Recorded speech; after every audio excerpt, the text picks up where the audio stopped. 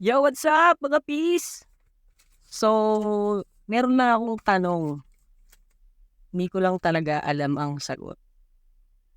Sana mapagbigyan tayo ng sagot. Kasi galing akong SM. Nag-park ako doon sa valley nila. So, 100 yung parking nila doon kasi valley parking nga. Tapos, tinanong ko yung nagbabantay doon. Sabi ko, sir, kasi hatid ko lang yung nanay ko, pero babalik din ako.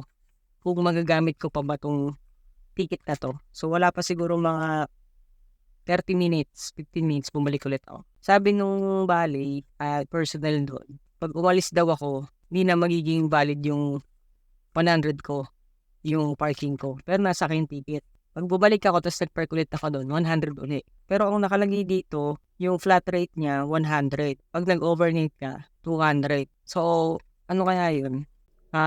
Mag-aano pa ba ako? Mag-overnight naman. Hindi. Paano kaya yun? Yun lang, gusto kong malaman. Kunyari, mga 15 minutes lang umalis, tapos 100 yung binayad mo sa valley, magbabayad ulit ako. Tapos, pumunta naman ako dito, syempre, 30 yung sa regular rate nila, hindi valley. Tapos, tinanong ko kung pwede dito, ito. Sabi, hindi daw. Sabi ko, hindi sa SM yun. Sabi, hindi daw. So, nagbayad ulit ako ng 30. So, all in all, 130 na yung binayad ko sa parking. 130, mahal. So, yun. So, kada balik mo pala, magbabayad ka ng 30 o 100 kung sa valley ka ng park. Yun lang.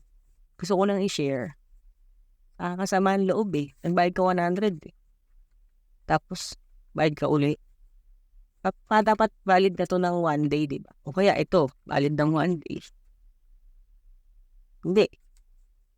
So, sana valid na ng 1 day. Yun lang.